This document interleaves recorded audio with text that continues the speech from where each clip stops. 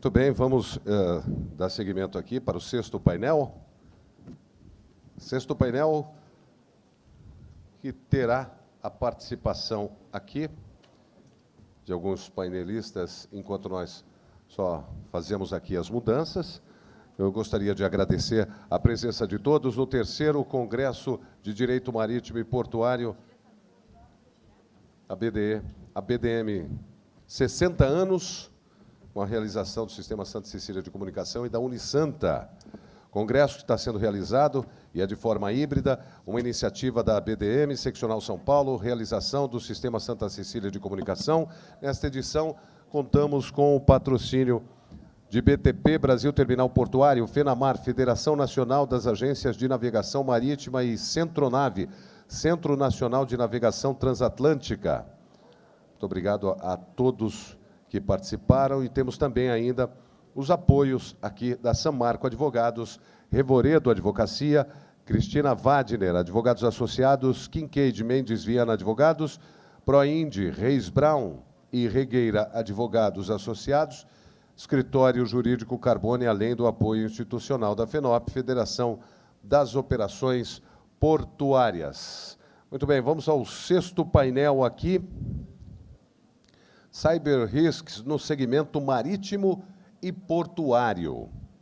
Vou chamar o palco para presidir essa mesa o senhor Carlos Augusto Cabral, sócio na Representações Proindi Limitada e associado também da ABDM.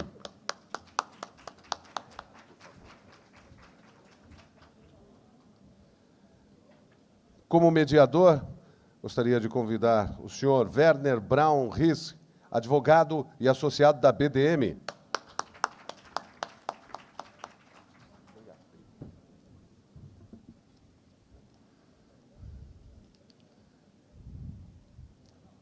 Aqui temos como debatedora, aqui também, manager do Brasil Terminal Portuário S.A., Fabiana Morgante de Alencar.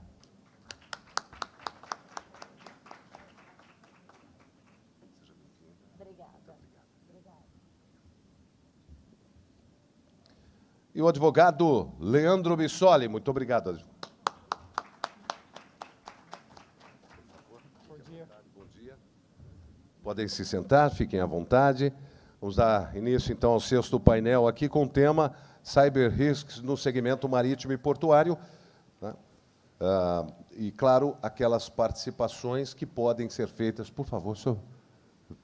O senhor vai vir para cá? Só vou informar que nós podemos utilizar como a BDM painel 6, as perguntas, e a mais votada será utilizada aqui e direcionada para os debatedores. Por favor, senhor.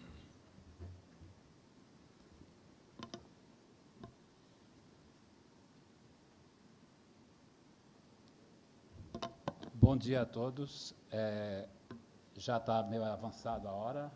Os estômagos já devem estar sinalizando, e não é cyber risk, não é nenhum vírus, é uma coisa natural. Portanto, nós tentaremos ser o mais rápido possível e transmitir aquilo que está sendo proposto pelo nome do painel. Eu quero agradecer o convite que foi feito pela ABDM, quero congratular a ABDM pelos 60 anos de existência e também parabenizar a ABDM por essa aventura conjunta com o Grupo Santa Cecília. Nós vamos tratar de cyber risks e, como já foi apresentado pelo mestre de cerimônias, nós teremos o Werner Braun Risk, a Luciana Fuschini Neve, que deveria estar conosco, mas por razões de trabalho teve que se ausentar, a Fabiana Morgante Alencar, da TI do BTP, e o advogado Leandro Bissoli, da PEC Advogados.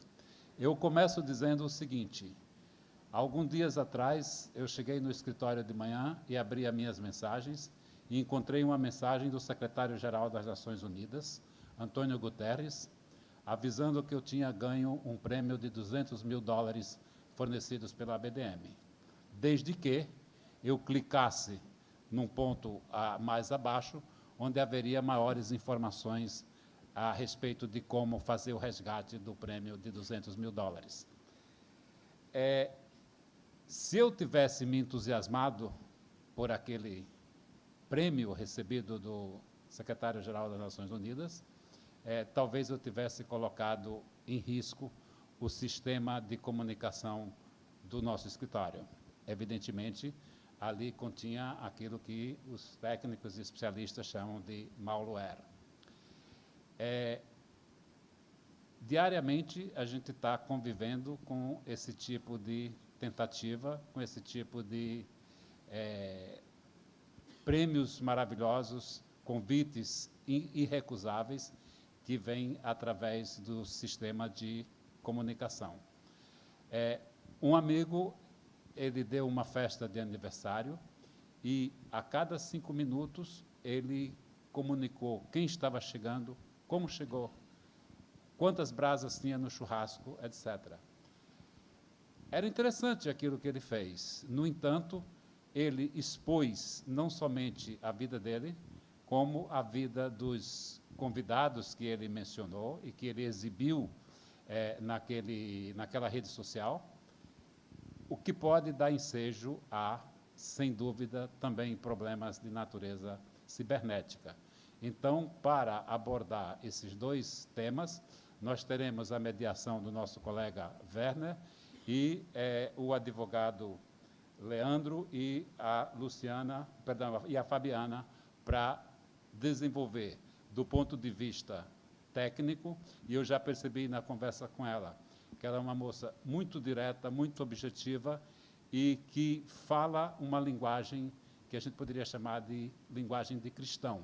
Ela não fala bits and bytes, ela fala de bits and bytes com uma linguagem de cristão. Então, vamos ouvir a Luciana e vamos ouvir o advogado Leandro. Obrigado.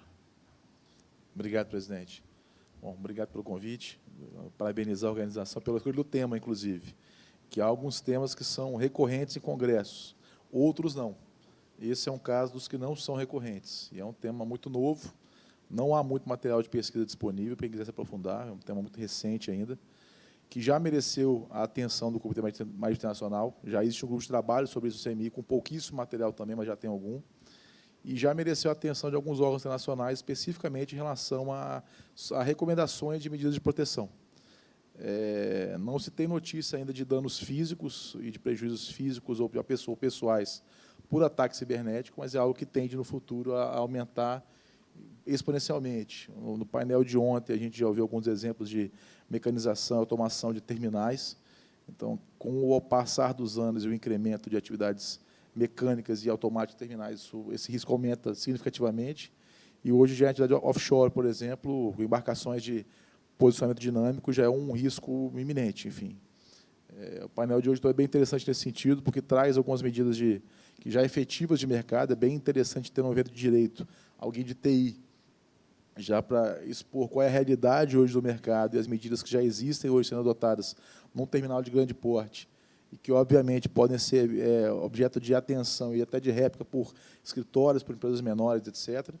Então, é realmente um painel que, talvez, se não tenha algo jurídico, vamos dizer assim, muito complexo, tem algo que a gente do direito desconhece, em grande parte, que é proteção de TI.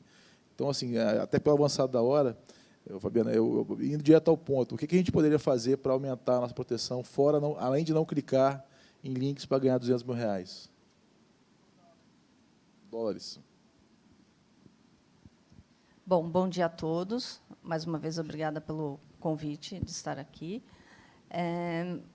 Basicamente, quando nós falamos em segurança da informação, nós temos que pensar em 2 pilares: pessoas e empresa, né? Quando nós falamos no pilar pessoas, nós precisamos aumentar a maturidade digital dessas pessoas. E o que seria aumentar a maturidade digital? Trazer conhecimento para elas e trazer a informação para que elas possam usufruir de toda a tecnologia sem gerar um risco, nem para a sua pessoa física e nem tampouco para a empresa pela qual ela trabalhe, né? Quando nós falamos em relação à empresa, a essa nós precisamos tratar e trabalhar e fornecer algumas ferramentas para que a gente possa fazer o controle desses dados, né? Hoje, uma das coisas mais importantes que nós temos não é mais nada físico, e sim digital, que são os dados. Hoje, a gente transforma um dado numa informação muito relevante, em muitos momentos milionária. E por conta disso, nós precisamos salvaguardá-los. Como faremos isso? Usufruindo de ferramentas que hoje existem no mercado, soluções. Por exemplo, nós temos o CIEM, e aí entrando numa parte técnica, mas trazendo o que é a solução. É um repositório de logs, onde nós podemos, na área de tecnologia, com especialistas em segurança da informação, fazer o monitoramento dessas informações e de comportamentos que estão acontecendo dentro da nossa rede de dados. E, mediante uma determinada situação, nós podemos fazer algumas ações para mitigar esse risco e para trazer a segurança nesses dados. Uma outra ação que é muito comum e é muito importante fazer são em relação aos dados sensíveis.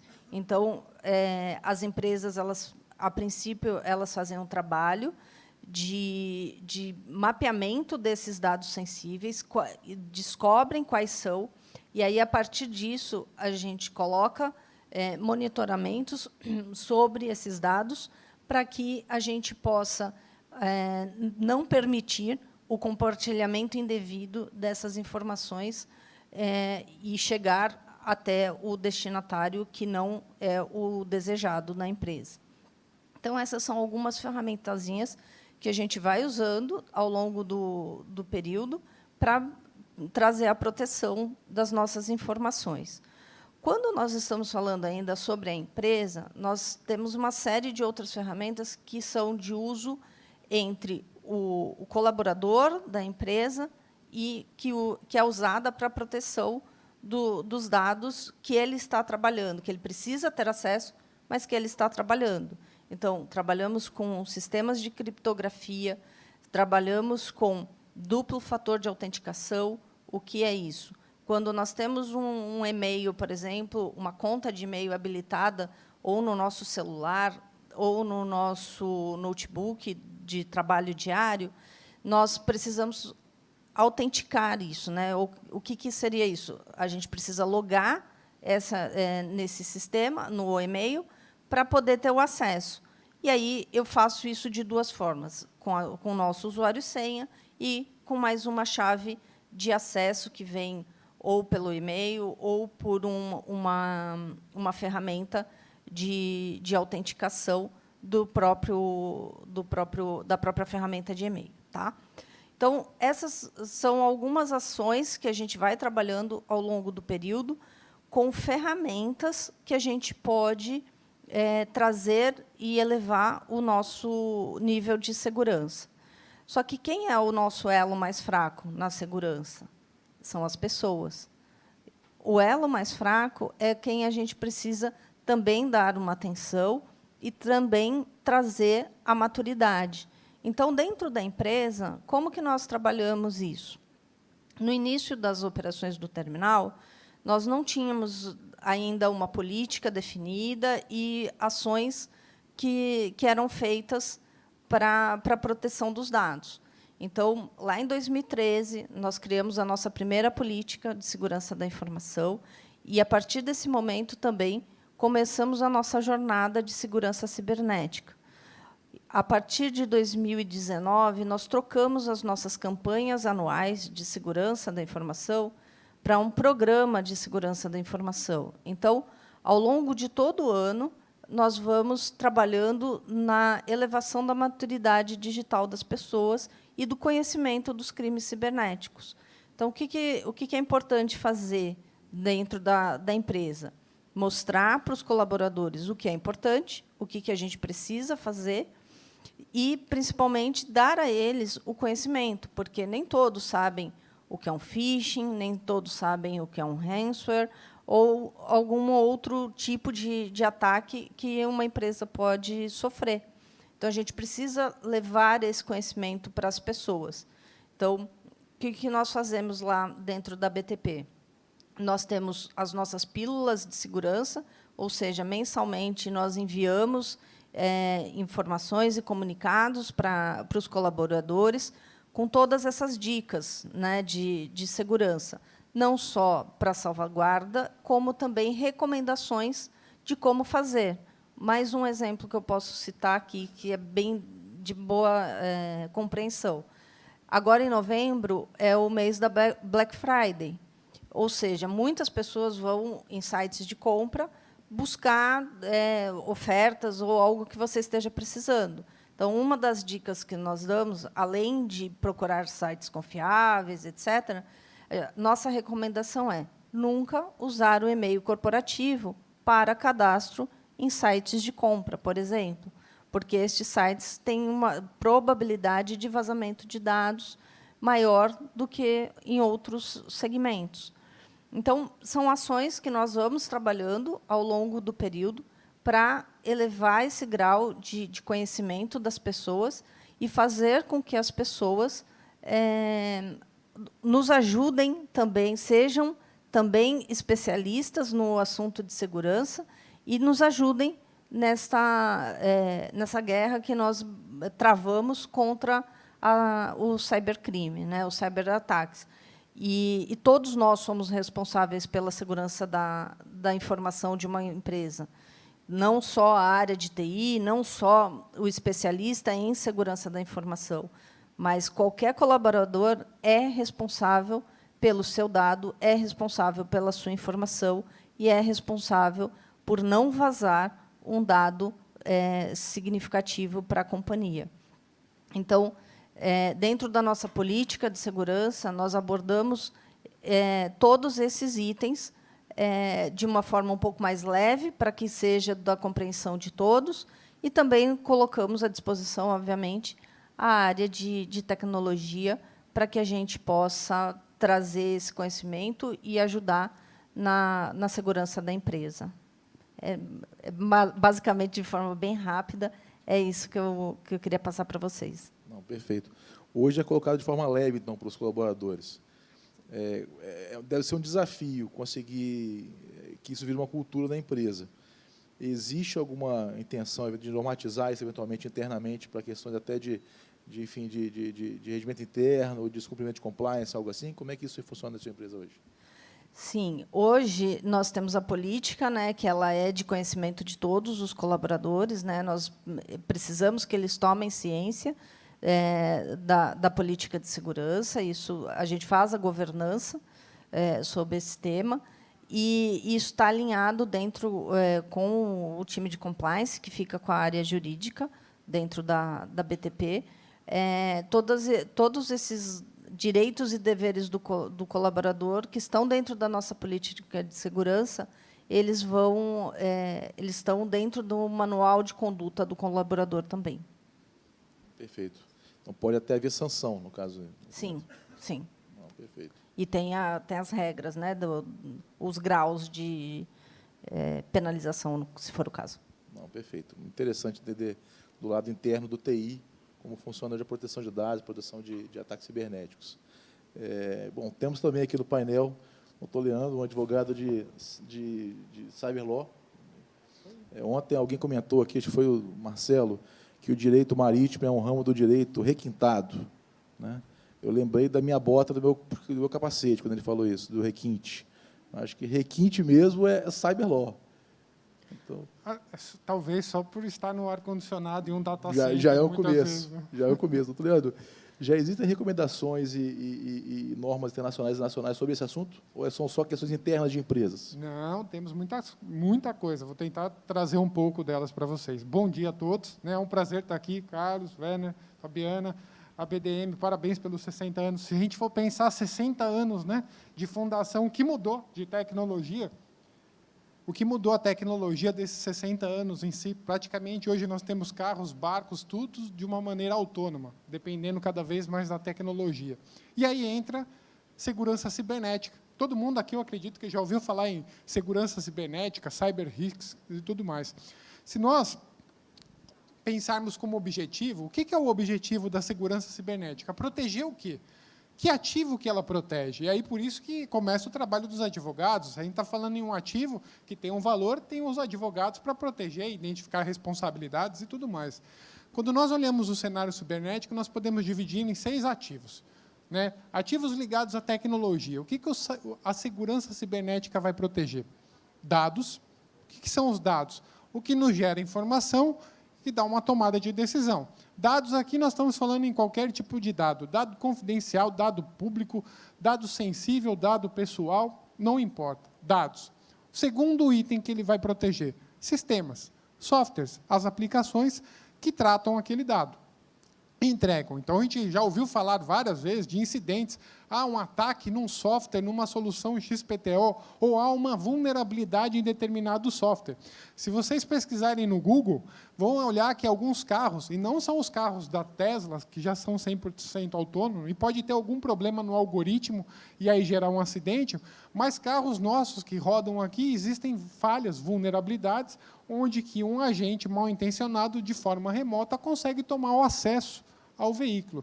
Isso a gente tem de carros, tem de aviões, e vocês já viram aqui em palestras anteriores até de navios. Então, isso acontece, e aí a segurança cibernética vem para proteger dessas ameaças.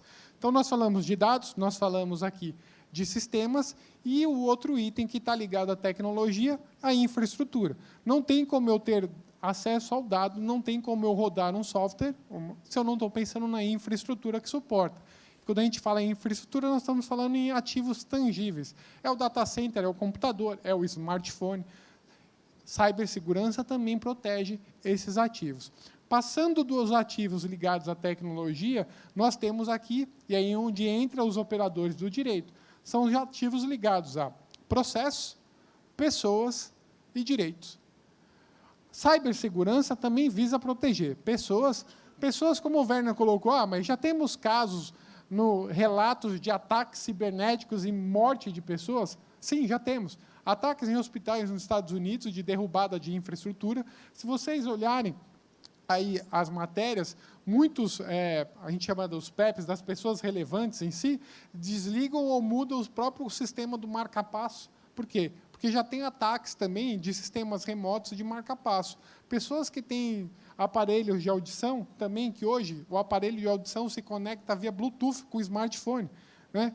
Então, se ele está se conectando com o Bluetooth via um smartphone, então quer dizer que eu também consigo tomar o acesso a um aparelho de audição. Se eu consigo tomar o acesso ao aparelho de audição, eu consigo, então, saber o que está acontecendo, que a pessoa está ouvindo ou falando, já que tem um microfone? Consigo. Então, você tem as pessoas, já há casos também, Werner, na Europa, do sistema totalmente automatizado, e a discussão vem para o direito, né? Realmente um braço mecânico de uma montadora matou um operário, porque simplesmente ele deu um giro muito rápido, sem nenhum comando específico, e atingiu o operário. Onde que está a responsabilidade? Da empresa, do desenvolvedor da aplicação? Né? Então, começam esses desafios do direito. Protegemos as pessoas, mudamos para os processos. E aí vem a Fabiana falando, olha, na nossa companhia nós temos vários processos implementados, políticas, normas, procedimentos ou protocolos de resposta ao incidente. Importante ter. A Fabiana, comentando aqui no Esquenta, falou, realmente nós precisamos, não sabemos quando seremos atacados, mas seremos atacados, provavelmente seremos comprometidos, e qual é o nosso compromisso? Ter o tempo rápido de resposta ao incidente e recuperação do ambiente. Semana passada eu estava numa empresa, num grupo grande de supermercados. Foram alvos também do ataque de ransomware, que a gente fala daqui a pouco, e as consequências em si. TI não estava bem preparada para responder esse tipo de ataque. Qual é o ataque do ransomware? É aqueles que vocês já ouviram falar do tal do sequestro de dados, mas que, de um modo geral, não sequestra nada. Né? O que ele faz? É uma extorsão. Do direito, não é o sequestro, e sim a extorsão. O tipo penal é a extorsão. Né? Porque eu estou obrigando alguém a me pagar um valor mediante ao entregar aquela chave, que é a senha que vai descriptografar todos os dados que foram criptografados. Bom, enfim, chegamos lá. Qual é a contingência? Onde está o backup? Putz, Leandro, já era, cara. Backup também estava na mesma rede, também foi comprometido, está criptografado. O que nós fazemos? Qual é o sistema mais crítico que você precisa recuperar ele? Reiniciar o ambiente de novo, zerar. Leandro, eu não sei. Eu nunca fiz uma análise de resposta, ou melhor dizendo, um protocolo de continuidade do negócio para eu identificar prioridades para voltar ao sistema. Então, vamos montar uma sala de crise aqui, vamos identificar agora, precisamos voltar ao ambiente. O que vocês acham que era o sistema mais crítico de um supermercado? Era exatamente o sistema que, no primeiro momento, ninguém ia falar, Leandro, isso aqui, cara, é crítico ou não? Era o sistema de desembarque de mercadorias, da recepção de mercadorias. Um supermercado conseguiria ficar até 2 dias, no máximo, sem receber mercadorias. A partir daquele momento, ele não tem mais produto para vender. Operacionalmente, no PDV, no ponto de venda, ele consegue realizar aquela operação, mas a entrada do produto, o estoque, a gestão, não. Então, olha que interessante. Então, nós falamos agora das pessoas, falamos do processo e do direito, que o ambiente cibernético também visa assegurar. Vocês, eu acredito, falando um pouco de crimes digitais, o Brasil está indo muito bem, obrigado, nessa linha de crimes digitais. A desculpa, não é a organização, é a União Internacional de Telecom, que é a agência da ONU, pegando aqui o exemplo que o Carlos trouxe aqui da ONU como uma referência de um phishing, ela faz um ranking dos países que estão sofrendo mais com o cyberataque.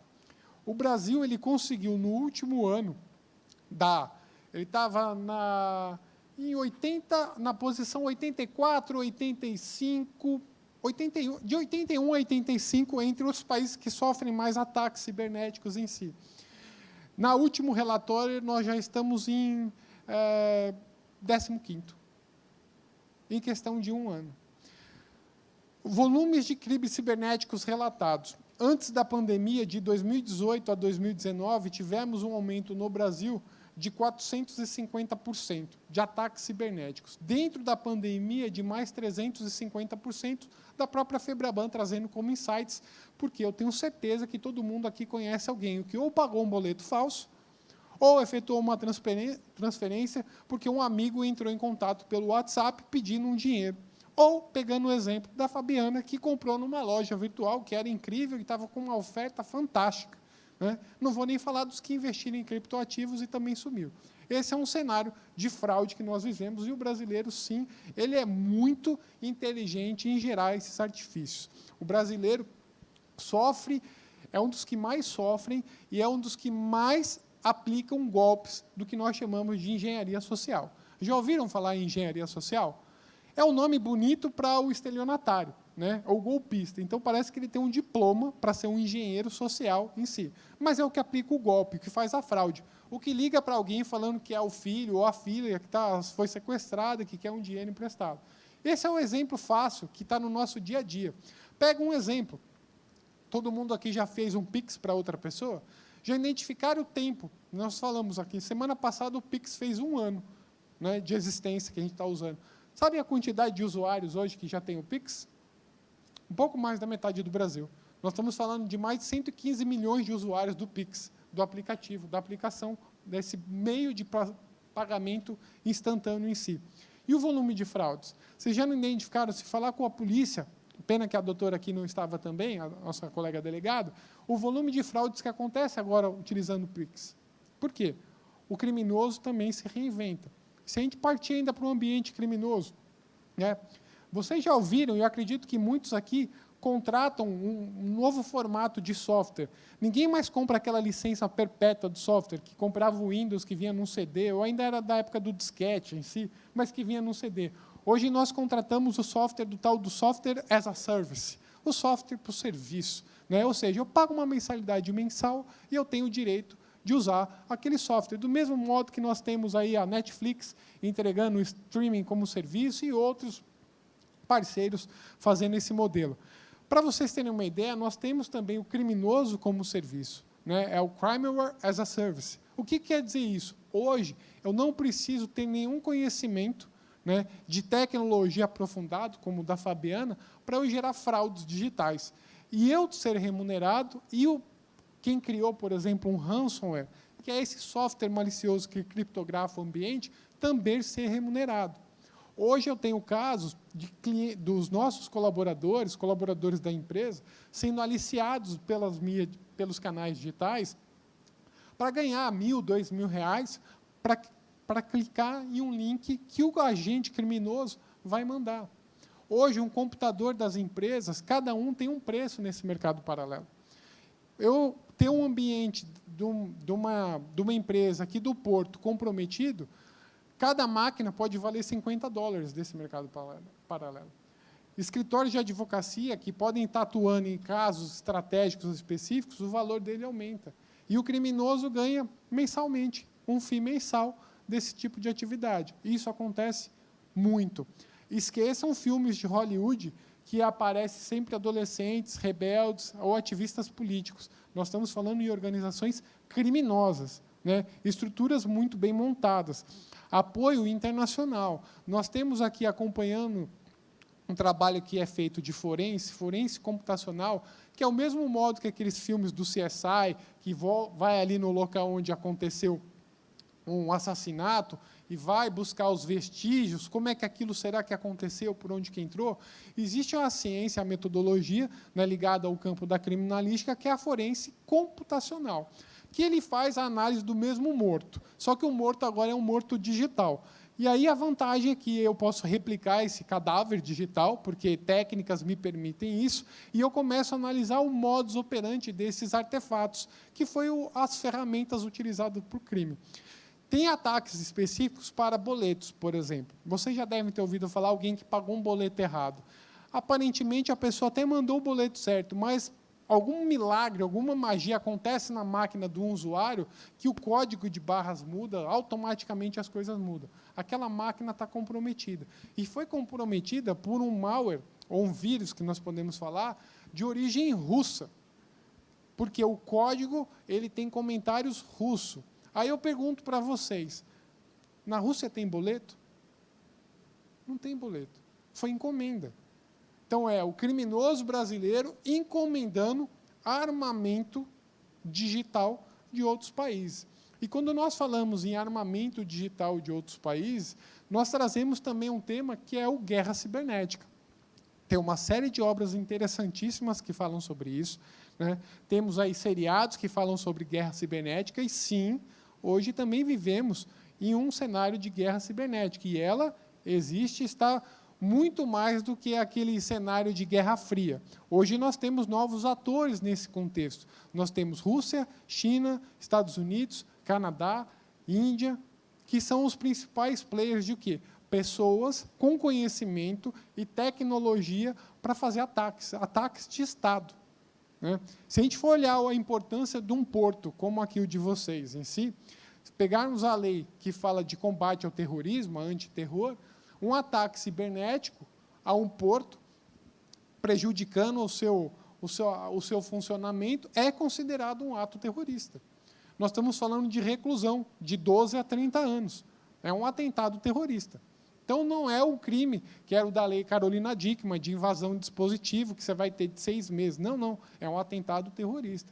E a gente vai olhar, você pega aí a nossa história bem recente em si, 2 ataques que a gente acompanharam e tiveram repercussões aqui, que era de ransomware, o NotPetya, numa grande grupo de logística marítima, e um aqui, mesmo no Brasil, no Porto de Fortaleza, em 2019, também parando por mais de uma semana no porto, tentando voltar a contingência, voltar os sistemas, e aí vem os advogados, né? Não o advogado mais do preventivo, que é onde nós atuamos, mas é o advogado do reativo.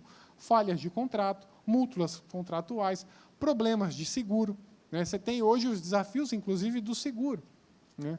Nesse contexto ainda, que nós estamos falando de uma legislação de combate ao terror, de legislações específicas de crimes digitais, em si, trazendo que o crime digital, como conceito, ele é o crime que utiliza-se o meio tecnológico como meio, ou a tecnologia é o fim.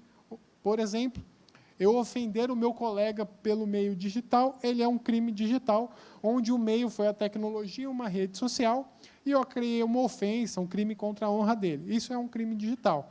Eu derrubar o sistema do porto também é um crime digital, onde o fim é a tecnologia. Nós temos esse número crescente.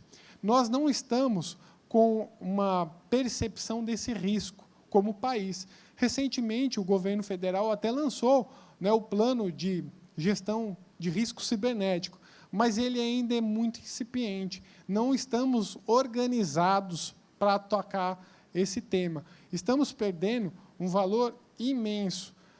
A Nações Unidas trouxe, nesse último relatório, como mundo, 6 trilhões de dólares é de prejuízo. É o prejuízo. Pensando que hoje, um incidente de segurança cibernética, se nós formos pensar em investimento, imagine $1 para investir em prevenção, em campanhas de incentivo, de conscientização dos colaboradores, do usuário da tecnologia, sistemas como o DCIEM, que a Fabiana comentou, DLP, que são para proteger, para evitar que um dado sensível, confidencial, saia. Você imagina que você investiu $1 nesse recurso, você está evitando gastar $8, que é a média do reativo, de contenção, de prejuízo. Então, tem sim como se investir ainda muito em tecnologia e segurança. Quais são os maiores problemas do Brasil? Não é a falta da lei nós temos, não é a falta da aplicação da penalidade, porque tem penalidades como de um ataque cibernético, um ataque terrorista no ambiente cibernético, a pena é muito alta. Temos desafios de investigação, da capacidade do agente de investigação. Para você ter uma ideia, uma delegacia de Curitiba, né, teve, em um único mês, 70 mil denúncias ou aberturas de boletim de ocorrência online pela fraude do WhatsApp. Como é que uma delegacia vai fazer uma apuração de 70 mil denúncias em um único mês, numa delegacia que não é uma delegacia especializada em crimes cibernéticos? Por mais que alguns profissionais se dediquem muito a isso, não tem capacidade, não tem condições para fazer isso. Esse é um grande desafio. E o segundo grande desafio, que eu faço o gancho de novo com a Fabiana, conscientização e capacitação, mais até do que conscientização. Uso seguro da tecnologia e transparência e troca de informações sobre incidentes causados. Quem aqui foi orientado na escola, orientou o filho sobre o uso seguro da tecnologia? Fator duplo de autenticação, né? A exposição não excessiva, igual o Carlos comentou, numa rede social, você não sabe quem segue, né? Não faço ideia, Leandro, nem do que você está falando. Se você não faz ideia do que a gente está falando aqui, você é um potencial alvo, um risco muito alto, né? É aquela pessoa que não coloca nem senha do celular pela comodidade. Se vocês olharem o que está acontecendo em São Paulo agora tem a prática do cara da bicicleta, né? Voltou, a gente estava na pandemia, isso tinha diminuído um pouco. É o cara da bicicleta que passa e leva o seu celular, furta o seu celular, e aí, normalmente, ele furta no momento que você está com ele desabilitado. Seja porque você está entrando num aplicativo de corrida, de táxi, do Uber, assim, ou você está mexendo no WhatsApp na hora. Ele nunca vai pegar ele que está no seu bolso, ele vai pegar quando você está mexendo. Em questões de não mais do que 30 segundos, ele consegue mudar praticamente todas as suas credenciais de acesso, redes sociais e assim por diante. Muitos até conseguem fazer Pix, e aí, inclusive, está sendo investigado. Como é que ele consegue fazer isso? Se a gente está falando que ele tem até biometria para um processo de fator de autenticação, consegue. Então, como isso acontece? Trabalhando segurança da informação, prevenção, né? Então, isso a todo momento. Quantas empresas já foram comprometidas? Eu vou pegar o gancho do Carlos, porque isso aconteceu com ele, que ele recebeu o prêmio. A gente chama do príncipe nigeriano, é o golpe em si. Ele começou lá no passado, que era alguém falando que era um príncipe da Nigéria, que tinha ali bilhões de dólares, e ele precisava de alguém para receber esse dinheiro aqui em São Paulo, no Brasil em si, e ele dava metade para você. Isso não existe, vocês estão carecas de saber que isso não existe, mas as pessoas ainda caem nesse golpe nigeriano. Mudem esse formato do golpe hoje pela quantidade de dados que são expostos, comprometidos nossos, não apenas que nós vazamos, mas o próprio governo em si, né, por incidentes, né, que a gente acompanha. Vocês olharem aí nas notícias, nessa última semana, a quantidade de empresas que foram comprometidas e dados foram expostos. Ontem mesmo teve um caso interessante que também já está dando repercussão jurídica, que foi a mudança de nomes de estabelecimentos comerciais num site de aplicativo com mensagens aí fazendo apologia política ou contra políticos, né? Há consequência jurídica para a empresa, a consequência jurídica para todo mundo. Mas pegando ainda, voltando nesses golpes, né, hoje acontece o golpe pelo WhatsApp, pelo SMS, golpes que nós chamamos de ataques direcionados. Eu consigo hoje pegar informações sobre o Werner na rede social, o que ele faz na internet, eu monto um ataque direcionado para ele. Não vou falar que ele vai ganhar um prêmio incrível da ONU, mas ele vou falar que tem uma oportunidade na área do direito marítimo, Werner, que eu preciso que você apoie aqui. Dá uma olhada nesse material que eu estou te mandando como anexo, ou olha esse currículo aqui de uma colaboradora também, advogada, que atua na área de direito marítimo, e mando para o e-mail dele, que tudo isso é fácil de se encontrar. Acabei de montar um perfil dele aqui. E o que acontece? Ele clica. E ele clicou hoje nesses tipos de mensagens, principalmente esse ataque de ransomware. Por que hoje ele é tão difícil de ser combatido? Porque ele muda. Vocês já ouviram falar em assinaturas de arquivos? É como se fosse um DNA do arquivo, é o hash. Hoje, ainda, infelizmente, muitos antivírus utilizam essas assinaturas para barrar.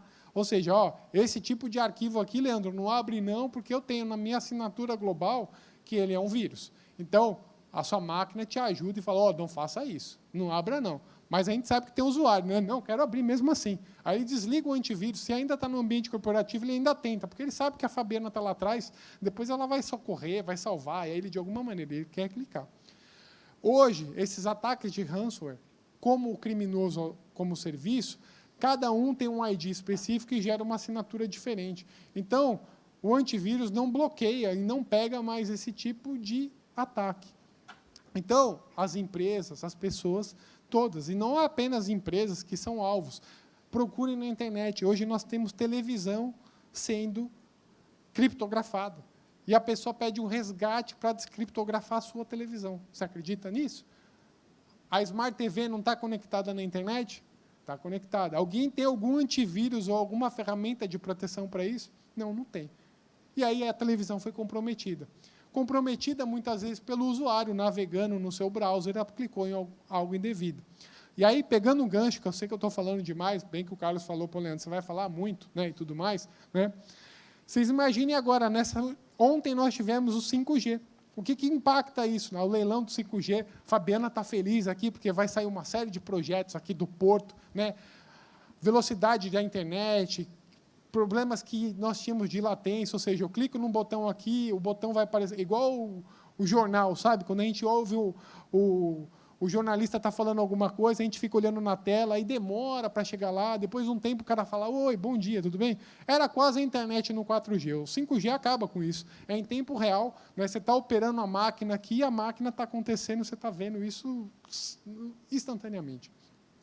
Nós estamos com o 5G trazendo o tal do IoT, o Internet das Coisas, que é a geladeira, o videogame, são as tecnologias corporativas, os veículos aqui de carga, guindastes, empilhadeiras, tudo conectado, se falando em tempo real, fora outros recursos em si, conectados na rede. Quem está pensando na segurança desses recursos? Quem pensou em proteger a geladeira de casa? Vocês já viram que tem geladeira que se conecta, cafeteira que se conecta. Inclusive, nós tivemos acompanhando um ataque, o estudo de caso de um ataque numa empresa dos Estados Unidos, que ela foi atacada pela cafeteira. Olha só que interessante. A cafeteira estava conectada na rede. Por quê? Aquela cafeteira grande, que tem um computador que faz o meio de pagamento, ele estava conectado na rede. E aí, para ele instalar aquela cafeteira na rede, ele permitiu algumas aberturas de portas para aquela máquina funcionar. Por meio daquelas portas que foram abertas, o fraudador, o criminoso, obteve acesso à cafeteira e depois movimentos que nós chamamos laterais a outros dispositivos informáticos e comprometeu o ambiente.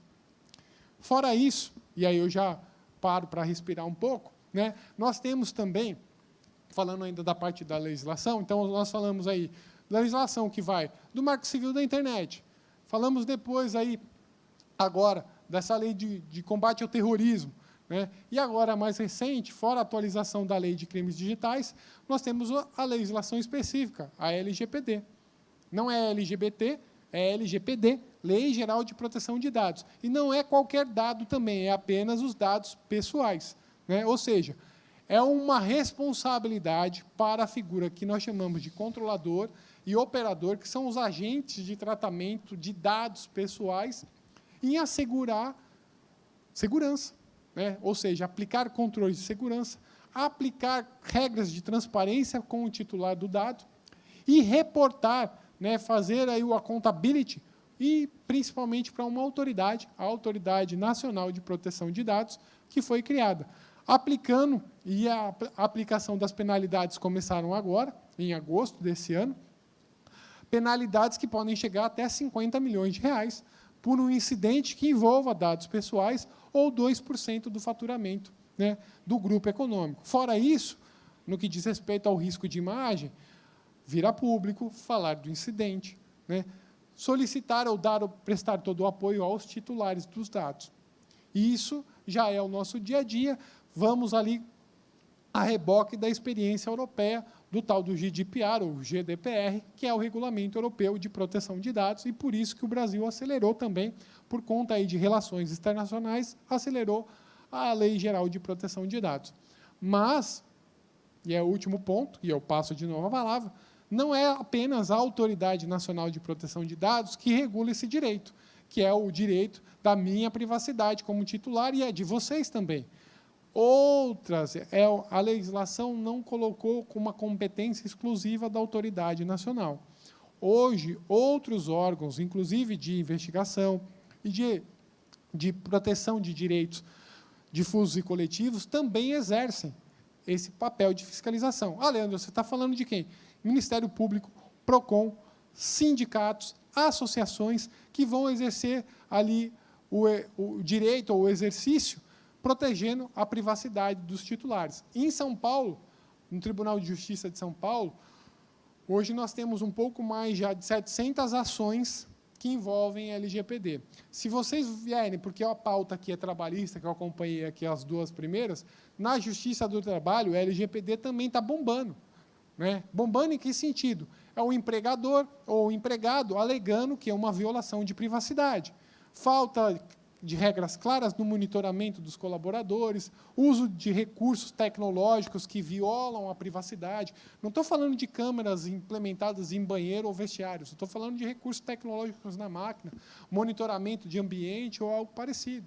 Então, isso também cresceu muito, inclusive com o home office. Né? As fraudes no Brasil aumentaram também por conta do home office.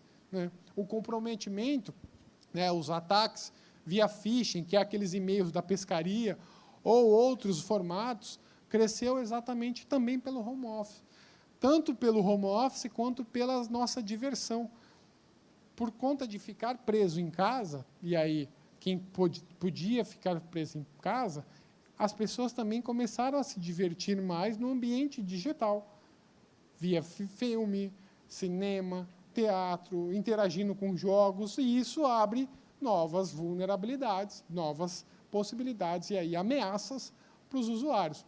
E eu nem vou falar do modelo do usuário que utiliza a máquina corporativa, a máquina pessoal, no ambiente corporativo e tudo mais. Vou deixar aqui, volto a palavra para o Werner, senão eu monopolizei o painel. Obrigado, Dedé. É um tema realmente que consome uma tarde, né? Interessa a poder público, a sua advocacia, a empresa, todo mundo. Eu acho que o projeto é esperar o ataque e pensar numa reação, né? Porque até a cafeteira pode ser sua maior inimiga, né? O desafio, como o da Fabiana, é resiliência. Ela vai ser atacada e ela é atacada. Claro que, por sorte, os ataques não são bem-sucedidos. Eu lembrei do número. Nós estamos falando aqui, do começo do ano até agora, mais de 3 milhões de ataques reportados. A cada hora, só no segmento financeiro, são 400 golpes realizados por hora, né, que são relatados, fora os que não são. Então, é um volume absurdo. Presidente, temos tempo para pergunta? Eu queria fazer uma pergunta para a Fabiana.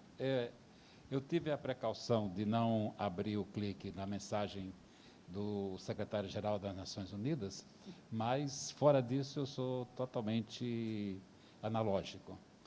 Você mencionou que os colaboradores, nos seus vários níveis, eles são instruídos como se proteger. A pergunta é, o colaborador de alto nível, que ele tem acesso a dados muito importantes da empresa, etc., e aquele que tem uma função mais simples, o risco que envolve a máquina de um e a máquina de outro é igual? Pode-se colocar barreiras que diferenciem o nível de uso dessas máquinas? Sim. Hoje, nós segregamos a rede, né, e controlamos os acessos de todos os colaboradores. Então, o que acontece? Conforme nós vamos segregando a rede, nós também vamos restringindo os acessos dessas informações ou desses caminhos dentro do nosso percurso. E, com isso, a gente consegue também colocar essas barreiras adicionais. Então, não só a gente restringe o acesso àquela informação, mas também a gente consegue colocar um monitoramento um pouco mais elaborado em cima daquele dado especial, específico ou mais sensível, né? Então, são várias formas de proteger. Uma é a restrição dos acessos, a outra é o monitoramento para ver quem está acessando aquele dado, se realmente ele deveria estar acessando aquele dado. E uma outra forma de gerar a segurança desse dado é também em cima de colocar chaves criptográficas, dependendo do tipo de informação que for trafegada e por onde ela vai ser trafegada.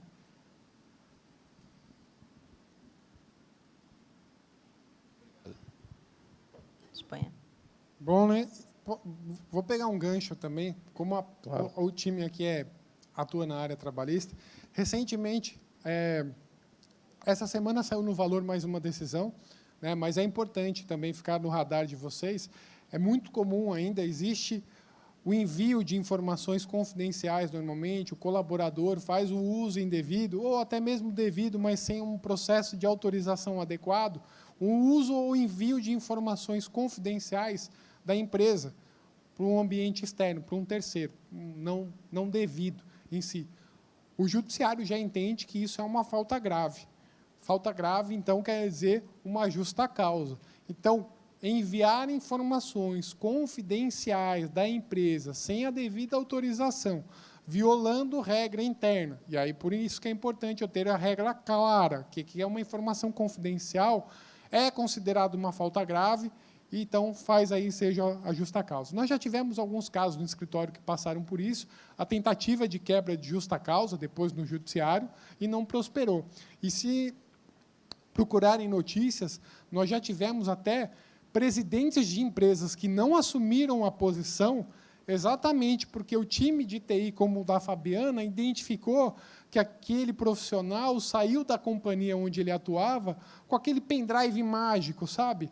Aquele pendrive que leva informações que ele produzia durante a sua atividade na empresa, que ele entende que é dele até, e a gente vai falar de direito, né, o propriedade intelectual, realmente o direito de autor dele, a autoria é dele, mas o direito patrimonial é da empresa, então aquele ativo, a informação continua sendo da empresa, e ele não deveria ter aquilo num pendrive. Hoje, a Fabiana, por meio da tecnologia, consegue identificar que dado que saiu do servidor, que pendrive, que máquina que aquilo foi.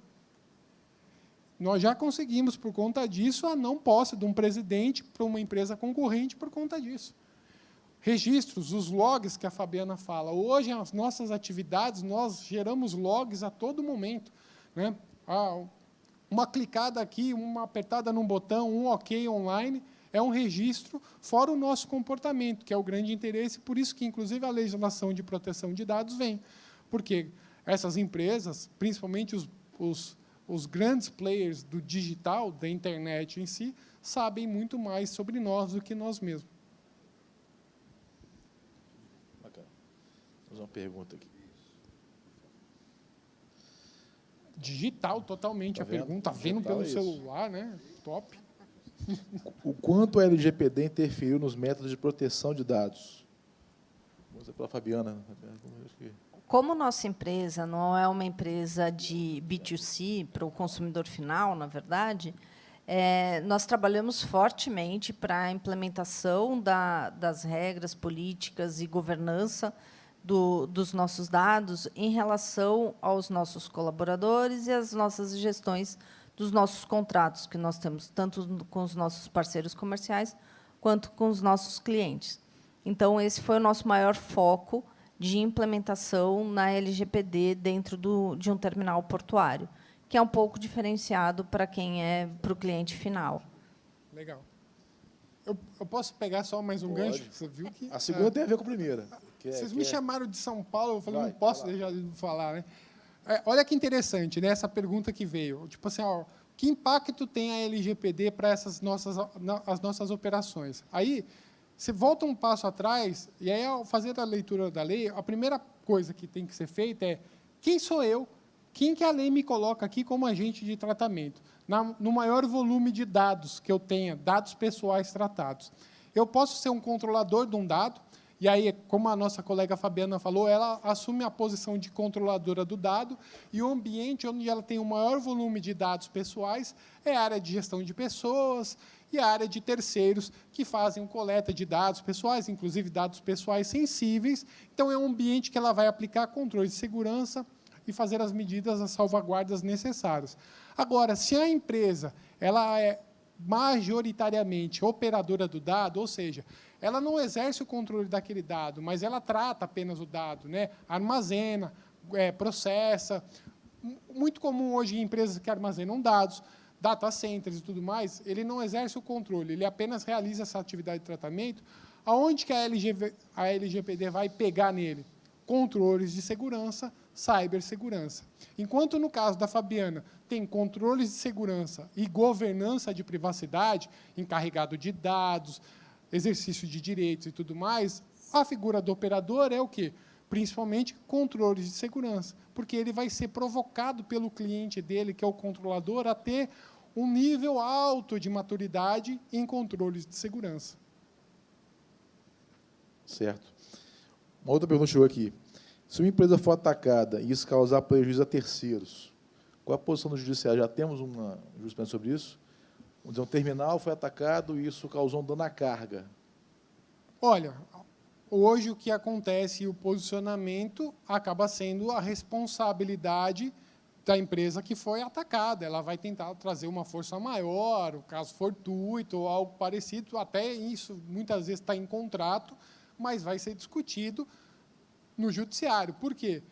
Vamos lá. Aí voltamos lá, e vou usar você, Fabiana, como exemplo. Qual é a governança, ou o que você preparou para que isso não acontecesse? Ser vítima de um ataque cibernético, realmente todos aqui estão sujeitos a ser. Mas o quanto eu estava preparado para responder e gerenciar esse ataque, ou esse incidente. Dependendo do tamanho da minha empresa, da minha maturidade baixa, a minha responsabilidade continua sendo alta. Se a minha responsabilidade ali é a minha maturidade, ou seja, eu tenho bons controles, eu fiz os meus melhores esforços, eu vou conseguir, muitas vezes, aí, melhorar essa minha, vamos dizer assim, esse meu dever de indenizar. Mas continua sendo ainda da empresa. Perfeito. Presidente, temos tempo para o jabá ainda? Fazer o jabá da BDM? O Marcelo me pediu hoje mais cedo, que tem muita gente perguntando como faz para se associar à BDM. É muito simples, é um envio de um e-mail, pode enviar para sec-geral@bdm.org.br. Se você vir de volta um formulário de inscrição, tem que conter basicamente dados pessoais do proponente e um associado sugerindo o nome da pessoa. Essa inscrição ela é pautada na reunião seguinte e aprovada, a não ser que haja alguma recusa de algum presente. O associado passa a poder participar com voz e voto em todas as reuniões da BDM, não só da BDM Nacional, como da Secção São Paulo. Então, e ter acesso com essas discussões bem interessantes. Então, quem tiver interesse, não há nenhuma formalidade maior, uma unidade não é relevante, é um valor simbólico. Quem tiver interesse, só encaminhar o e-mail, que a gente encaminha de volta o formulário, estamos à disposição. Tá bom? Presidente, eu vou para o senhor, então, para o encerramento do painel. É preciso avisar, como a gente está tendo uma grande participação de estudantes de direito, deixar bem claro que não precisa ser advogado Perfeito. para se tornar membro da ABDM. A gente convida os estudantes para começarem a fazer parte da ABDM, trazerem suas contribuições para os estudos da ABDM e fazer com que os grandes escritórios de advocacia que são parte da ABDM, que estão presentes aqui, eles possam também ter o convívio com esse pessoal que vai chegar depois. Essa é a mensagem. Associem-se à ABDM, a ABDM os recebe de braço aberto e o painel está encerrado. Obrigado. Muito obrigado. Vamos tirar a foto, fazer a foto oficial do painel, que é o 6º painel.